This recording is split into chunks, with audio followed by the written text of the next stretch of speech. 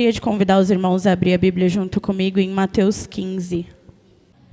É um texto bem conhecido da igreja, o Senhor tem falado muito comigo através dele, e eu gostaria dessa noite de dividir algumas coisas com os irmãos, amém?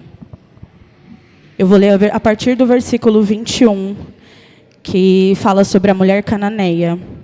E o texto diz assim: E partindo Jesus dali, foi para as partes de Tiro e de Sidom. E eis que uma mulher cananeia, que saíra daquelas cercanias, clamou, dizendo: Senhor, filho de Davi, tem misericórdia de mim, que minha filha está miseravelmente endemoniada. Mas ele não respondeu palavra alguma. E os seus discípulos, chegando ao pé dele, rogaram-lhe, dizendo: Despede a que vem gritando atrás de nós. E ele, respondendo, disse: Eu não fui enviado, senão as ovelhas perdidas da casa de Israel. Então chegou ela e adorou, dizendo: Senhor, socorre-me. E ele, porém, respondendo, disse: Não é bom pegar o pão dos filhos e deitá-lo aos cachorrinhos. E ela disse: Sim, Senhor, mas também os cachorrinhos comem das migalhas que caem da mesa dos seus senhores. Então respondeu Jesus e disse-lhe: Ó mulher, grande é a tua fé. Seja isso feito para contigo como tu desejas. E desde aquela hora, a sua filha ficou sã. Amém? Desde muito pequenininha, eu ouço a minha família testemunhar que a minha mãe vivia pela fé. A minha mãe era uma mulher solteira, com 3 filhos pequenos, a minha mãe congregava, e praticamente quem sustentava a minha casa era a igreja. A igreja dava cesta básica para minha mãe, a igreja ajudava no meu lar, a igreja ajudava a minha mãe a poder cuidar de 3 filhos pequenos. Irmãos, prestem atenção, por favor, fiquem aqui comigo. E eu ouvia desde pequena os meus familiares falarem: a sua mãe viveu pela fé, a sua mãe viveu da fé.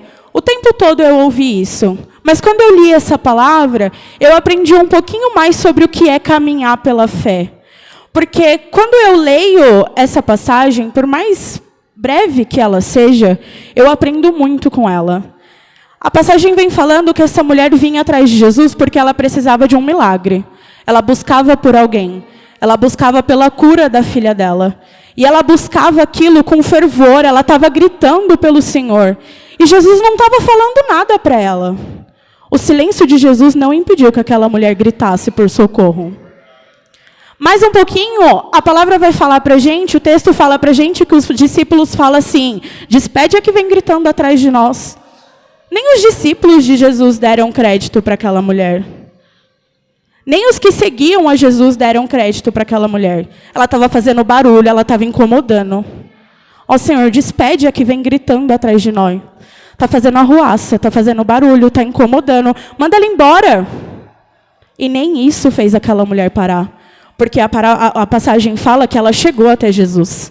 E ela chegou e adorou e falou: Senhor, socorre-me. E mesmo acreditando que Jesus não estava ali por ela, ela cria que a presença de Jesus, até mesmo ela, poderia se beneficiar. Então ela não parou. E ela continuou seguindo. E ela continuou gritando. E ela chegou até Jesus e falou para ele: socorre-me. E Jesus fala sobre a fé dela.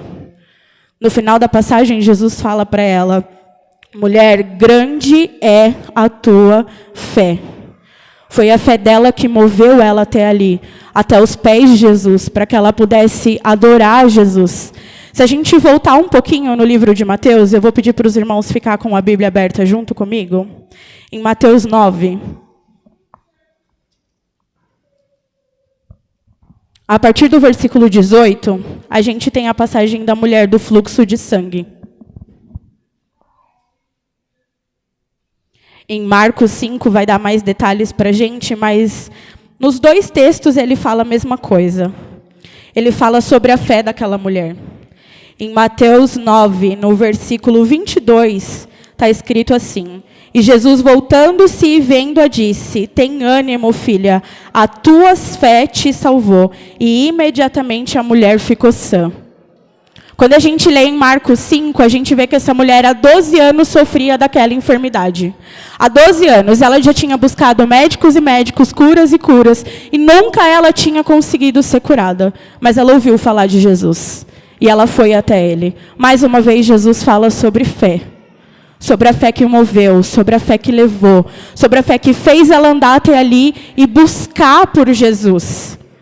Em Hebreus 11, quando a gente lê sobre fé, Hebreus 11, versículo 7 diz assim: pela fé, Noé, divinamente avisado pelas coisas que ainda não se viam, temeu, e para a salvação da sua família preparou a arca pela qual condenou o mundo e foi feito herdeiro da justiça, que é segundo a fé. O versículo 8 diz: pela fé, Abraão, sendo chamado, obedeceu indo para um lugar que havia de receber por herança e saiu sem saber por onde ia.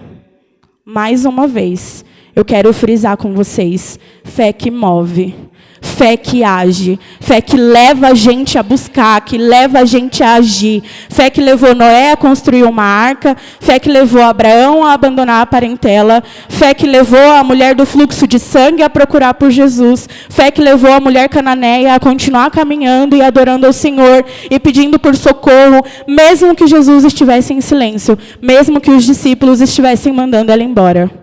Fé que faz a gente se mover, que faz a gente buscar, que faz a gente ir atrás. Eu lembro que na minha primeira ministração, que foi também há 1 ano e meio, mais ou menos, debaixo do pastoreio do pastor Jerry, que eu não sei, nosso pastor, ou ele vê uma capacidade em Deus em mim que eu ainda não vejo, ou ele é doido, e ele fala que crente é tudo doido mesmo, então... Mas na minha primeira ministração eu preguei sobre a ressuscitação de Lázaro. E ali a gente vê um dos grandes milagres da Bíblia. E a gente vê que quando Jesus chega até Marta, ela não está com uma fé tão forte assim. Porque quando Marta vê Jesus, ela fala: ah, Senhor, se o Senhor estivesse aqui. Mas Jesus não estava mais. Na cabeça de Marta já não tinha mais jeito. E naquele dia eu preguei sobre a gente colocar pontos finais aonde Jesus ainda não colocou. Em milagres que a gente fala, ó, aqui não tem mais jeito, quando Deus ainda tem um jeito. Deus ainda tem um propósito. Porque eu entendo que tem coisas estabelecidas na vida da gente, que já foram determinadas por Deus, que a gente vai alcançar mesmo que a fé da gente seja muito fraca. Mas os outros versículos que eu citei aqui para vocês, mostra que chega um momento, chega uma situação, chega uma ocasião da vida da gente, que a gente precisa agir pela fé. Que tem milagres que a gente só alcança impulsionados pela fé.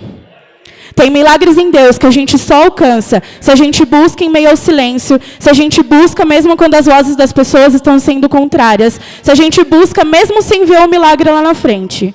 Tem coisa que a gente só alcança pela fé, que a gente só alcança buscando.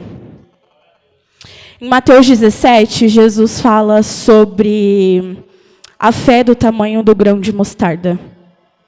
Eu creio que os irmãos já viram uma semente de mostarda. Ela é bem pequenininha, mas quando ela é plantada, ela vira uma árvore enorme. É uma árvore linda e ela é muito grande. Aonde nós estamos aplicando a nossa fé? Mesmo que pequena, mesmo que ela pequenininha, mesmo que sem forças, aonde nós estamos aplicando a nossa fé? Qual é o milagre que nós estamos em buscando de Jesus, que Jesus está esperando aquele passo de fé? Aquele passo que você vai dar mesmo sem ver, aquele passo que você vai dar no meio do silêncio, aquele passo que você vai dar quando você não está vendo nada. É isso que essa passagem da mulher cananeia tem me ensinado. A caminhar. A caminhar mesmo quando eu não vejo, a caminhar mesmo quando eu não ouço, a caminhar mesmo quando as pessoas são contrárias, a caminhar. Porque o milagre que a gente precisa, só Ele pode dar. O milagre que a gente precisa, só Ele pode entregar. A nossa causa, só Ele pode resolver. Então é por fé. De que forma nós estamos usando a nossa fé? É caminhar por fé. E eu quero encorajar os irmãos essa noite, com essa breve reflexão, a continuar caminhando, a continuar seguindo. Porque a gente sabe a quem está seguindo.